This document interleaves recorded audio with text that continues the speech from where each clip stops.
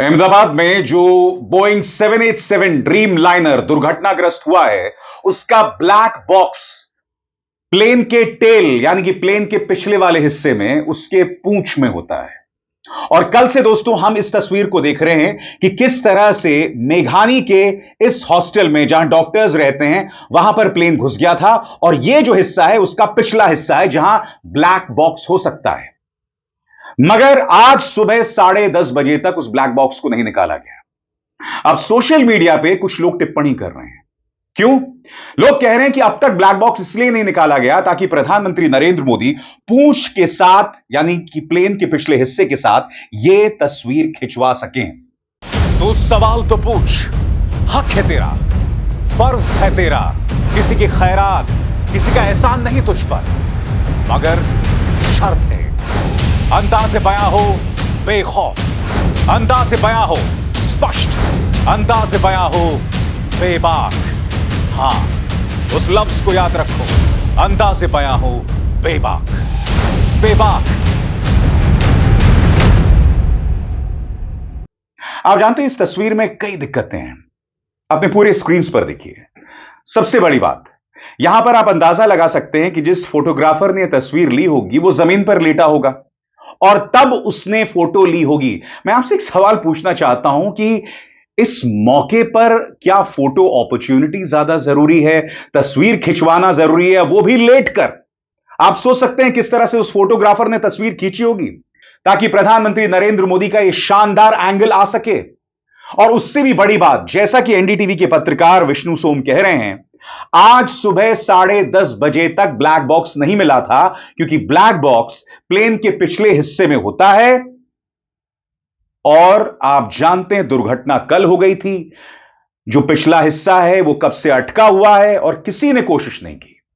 ये तो चलिए फोटो अपॉर्चुनिटी की बात है। आप देख सकते हैं नागरिक उड्डयन मंत्री अलग अलग पोजेस में न जाने कितनी तस्वीरें खिंचवा रहे हैं। और सबसे बड़ी बात, चाहे नागरिक उड्डयन मंत्री हो या फिर स्वयं प्रधानमंत्री, ये लोग जो वीडियो जारी कर रहे हैं, भारतीय जनता पार्टी का जो आईटी सेल है जो वीडियो जारी कर रहा है, उसमें संगीत डालने की क्या जरूरत है भाई? यहां कोई ड्रामा चल रहा है, कोई फिल्म चल रही है। इस वक्त देश शोकाकुल है। चाहे नागरिक उड्डयन मंत्री हो, जब वो घूम रहे थे तो बाकायदा एक ड्रामेटिक म्यूजिक चल रहा था। अब प्रधानमंत्री नरेंद्र मोदी यहां पर हैं, यहां पर भी एक संगीत चल रहा है पीछे। मैं समझ नहीं पा रहा हूं क्यों, इसका क्या मकसद है? क्या सारी बातें फोटो अपॉर्चुनिटी तक सीमित हैं? और मैं आपसे एक और सवाल पूछना चाहता हूं। यह हमें बार बार क्यों कहा जाता है कि यह वक्त नहीं है सवाल पूछने का? पिछले 11 सालों में भारतीय जनता पार्टी से सवाल पूछने का माकूल वक्त कौन सा होता है? जब दुर्घटना होती है और आप सवाल पूछते हैं कि भाई ऐसा क्यों हुआ, तब आपको गालियां पड़ने लगती हैं, आपको देशद्रोही बताया जाता है कि देखो पूरा देश शोकाकुल है और यहां सवाल पूछा जा रहा है। तो मैं आपसे पूछना चाहता हूं कि सही वक्त क्या है सवाल पूछने का? बताइए ना। क्योंकि अगर आप सवाल नहीं पूछेंगे तो जाहिर सी बात है इस तरह की दुर्घटनाएं बार बार होती रहेंगी। टाटा के किरदार पर सवाल है, एयर इंडिया पर सवाल है, बोइंग 787 ड्रीम लाइनर पर सवाल है जो मैंने आपके सामने आज सुबह रखे थे। ये तमाम सवालात हैं और हम उन सवालात से नहीं बच सकते। मगर दूसरी तरफ इनका आईटी सेल, ये लोग कुछ भी जहर उगल सकते हैं। और इनमें से कई ऐसे हैं जिन्हें प्रधानमंत्री नरेंद्र मोदी स्वयं सोशल मीडिया प्लेटफॉर्म एक्स पर फॉलो करते हैं, ट्विटर पर फॉलो करते हैं। मैं आपके सामने नीचता की कुछ मिसालें पेश करना चाहता हूं। सबसे पहले दोस्तों, यह कोई ऋषि बकरी है। यहां पर प्रधानमंत्री नरेंद्र मोदी विश्वास कुमार से मिल रहे हैं, वो विश्वास कुमार जो सीट नंबर 11A में बैठे हुए थे और बच गए। यहां पर यह वाहियात आदमी क्या कह रहा है? What a coincidence! PM Modi, who has recently completed 11 years in office, met the lone miraculous 11A survivor in Ward number 11. यहां यह बतलाने की कोशिश कर रहा है कि कितना बड़ा इत्तेफाक है। प्रधानमंत्री नरेंद्र मोदी ने अपने 11 साल पूरे किए। जो व्यक्ति यानी विश्वास कुमार बच गया वो 11A में बैठा हुआ था। यह प्रधानमंत्री नरेंद्र मोदी का 11वां साल है। यह वार्ड नंबर 11 है। ये भाजपा के आईटी सेल के गुर्गे हैं जिन्हें 2 रुपल्ली ट्रोल मिलता है साहब। ये वो लोग हैं जिनसे स्मृति ईरानी, निर्मला सीतारमण, तमाम बड़े बड़े नेता मुलाकात करते हैं। इनका ये रुतबा है और इनकी ये अक्ल है, इनकी ये संवेदनहीनता है। आगे देखिए साहब, ये कोई विजय पटेल है। Tata air uses Turkish Technic as its maintenance partner for its wide body aircraft. यहां यह बताया जा रहा है कि भाई हम तुर्की तकनीक का इस्तेमाल करते हैं, वो टर्की जो पाकिस्तान का समर्थन कर रहा है। यानी कि यह व्यक्ति कह रहा है कि हो ना हो इस दुर्घटना के पीछे टर्की का हाथ है। क्या आप यह बतलाने की कोशिश कर रहे हैं? यह सवाल है ना। सबसे बड़ी बात, एयर इंडिया के जो विमान हैं उनका रख रखाव जो है वो एक गवर्नमेंट एजेंसी करती है जो मिनिस्ट्री ऑफ सिविल एविएशन के अंतर्गत आती है। मगर आपका ध्यान भटकाने के लिए इस तरह की वाहियात चीजें कही जा रही हैं। अब एक और गालीबाज है जिसका नाम है जयपुर डायलॉग्स। यह व्यक्ति विश्वास कुमार पर सवाल उठा रहा है। जयपुर डायलॉग्स कह रहा है कि एक व्यक्ति बच गया है इसमें, हो सकता है कि इसने इमरजेंसी दरवाजा खोल के छलांग लगा दी हो, जिसके वजह से प्रेशर बढ़ गया हो और जिसके चलते यह दुर्घटना हो गई हो। और आप जानते हैं दोस्तों, विश्वास कुमार ने पत्रकारों से बातचीत की और वहां विश्वास कुमार ने कहा कि मैं नहीं जानता हूं कि दरवाजा कैसे खुला और मैं कैसे बाहर गिर गया। इस तरह की कॉन्स्पिरेसी थ्योरीज, इस तरह की अफवाहें फैलाई जा रही हैं। फिर ये कोई और शुभांगी शर्मा है। इस प्लेन के अंदर कई वीआईपीज थे।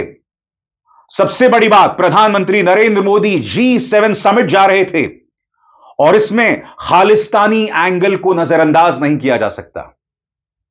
यानी कि ये वो लोग हैं जो सत्ता के करीब हैं। ये वो लोग हैं जिनसे प्रधानमंत्री मिलते हैं, गृह मंत्री मिलते हैं, वित्त मंत्री मिलती हैं, ये तमाम लोग मिलते हैं। ये लोग भारतीय जनता पार्टी के सांसदों के अव्वल दर्जे के चमचे हैं और ये लोग इस तरह की अफवाहबाजी कर रहे हैं। साहब, मैं फिर पूछना चाहता हूं, इनमें करुणा नाम की कोई चीज है? इनमें दर्द नाम की कोई चीज है? ढेरों मिसाल सामने उभर कर आ रही हैं दोस्तों। तमाल साहा की इस तस्वीर को देखिए। आप जानते हैं इसके पीछे जो कहानी है वो निहायत ही दर्दनाक है। एक लड़की अहमदाबाद के इस प्लेन में सवार होती है और प्लेन क्रैश कर जाता है। आप जानते हैं लड़का कौन है? यह लड़का उस लड़की का बॉयफ्रेंड है। उसको याद करते हुए रो रहा है और यह तकलीफ उसके साथ जिंदगी भर रहेगी। ऐसी दर्द भरी न जाने कितनी दास्तानें हैं। आपके सामने अर्जुन की यह दास्तान है दोस्तों। अर्जुन की पत्नी की मौत 7 दिन पहले हुई थी। उसकी अंतिम इच्छा थी कि मेरी जो अस्थियां हैं वो गुजरात में प्रवाहित की जाएं। यह व्यक्ति आता है और फिर उसी प्लेन में सवार हो जाता है और प्लेन दुर्घटनाग्रस्त हो जाता है। अर्जुन के बच्चे अब पीछे रह गए हैं। और फिर यह तस्वीर आपको याद होगी जिसका मैंने जिक्र किया था। मां बाप, उनके जुड़वा बच्चे और उनकी एक बहन। यह वो आखिरी सेल्फी है जो उन्होंने खिंचवाई। अब यह भी जिंदा नहीं है। और मैंने अपने मंच पर बताया था कि उन आखिरी लम्हों में आप सोच सकते हैं उन बच्चों के मन में किस तरह का खौफ होगा। आप सोच सकते हैं कि मां बाप किस डर से गुजर रहे होंगे कि हमारे बच्चे किस तरह के टॉर्चर का सामना कर रहे हैं। यह सब हो रहा था दोस्तों। मगर भारतीय जनता पार्टी के नेताओं को फुर्सत है राजनीति करने से। आज सुबह देश के गृह मंत्री यह कह देते हैं कि दुर्घटना को टाला नहीं जा सकता। यानी कि देश के गृह मंत्री कह रहे हैं कि साहब इसी तरह की दुर्घटनाएं होती रहेंगी, चाहे जिसकी जो भी गलती हो। जबकि हमने आपको बतलाया था इस मंच पर कि बोइंग 787 ड्रीमलाइनर को लेकर एक विसल ब्लोअर ने कहा था कि इसमें डिजाइन फ्लॉज हैं, दुर्घटना हो सकती है और हो भी गई। इसके अलावा टाटा के किरदार पर सवाल उठ रहे हैं कि जब से टाटा ने जिम्मेदारी ली है कई दिक्कतें पेश आ रही हैं। एयर इंडिया कई देशों में उड़ान भरने को लेकर दिक्कतें सामने पेश आती रहती हैं। तो ये तमाम सवालात हैं जिनके जवाब देने चाहिए। इसीलिए मैंने कार्यक्रम की शुरुआत में कहा कि ये लोग जो कहते हैं ना कि अभी वक्त नहीं है सवाल पूछने का, तो कब का वक्त है भाई? कब हम सवाल पूछेंगे? पहलगाम में हम सवाल नहीं पूछ सकते, कुंभ में हम सवाल नहीं पूछ सकते, दिल्ली की भगदड़ में हम सवाल नहीं पूछ सकते। सबसे बड़ी बात याद कीजिएगा, इसी गुजरात में मोरबी पुल हादसा हुआ था, तब क्या हुआ था याद है आपको? तब इस तिहाड़ी ने जो लोग मारे गए थे उन पर दोष मढ़ा था। यह सब हो रहा था पत्रकारिता के नाम पर। हाथरस की बिटिया को पेट्रोल छिड़क कर उसके शव को जला दिया जाता है और फिर वही तिहाड़ी उसे ऑनर किलिंग बताता है, उस लड़की के चरित्र पर सवाल उठाता है। यह है आपका मीडिया। अब बताइए साहब, ऐसे मीडिया पे मैं गर्व करूं?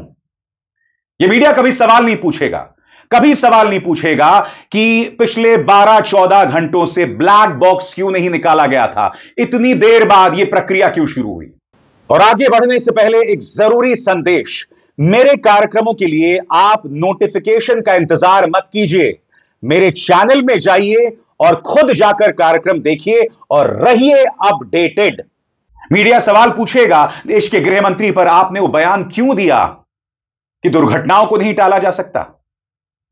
देश के नागरिक उड्डयन मंत्री से सवाल पूछे जाएंगे, जवाबदेही तय की जाएगी। अरे भाई, दोष किसका है फिर? जनता का है कि वो प्लेन में सवार होते हैं? ना मंत्री का दोष है, ना टाटा का दोष है, ना एयर इंडिया का दोष है। यानी कि दोष उस जनता का है जो उस प्लेन में सवार होती है। क्यों? और भाजपा आईटी सेल के गुर्गे वाहियात चीजें करते रहें, लगातार करते रहें, बार बार करते रहें। मैं आज प्रधानमंत्री नरेंद्र मोदी का वो बयान पेश कर सकता हूं जो उन्होंने 2016 में दिया था। आपको याद होगा 2016 में जब एक हादसा कोलकाता में हो गया था, तब प्रधानमंत्री नरेंद्र मोदी ने लोगों की किस्मत पर उसका ठीकरा फोड़ा था, सरकार की किस्मत पर उसका ठीकरा फोड़ा था। 2025 का साल और उससे पहले भी लगातार ये दुर्घटनाएं होती रही हैं। उसके बारे में प्रधानमंत्री का क्या कहना है? यहां पर किसकी खराब किस्मत है, बताइए ना। वो बयान मैं आज पेश नहीं करना चाहता हूं, मगर हां, एक मां बाप को जरूर पेश करूंगा। भूमि, 10 मिनट से भूमि की फ्लाइट जो है वो देरी हो गई थी, वो फ्लाइट में नहीं चढ़ पाई थी। आज उसके मां बाप रो रहे हैं कि उनकी बेटी मौत के कितने करीब थी।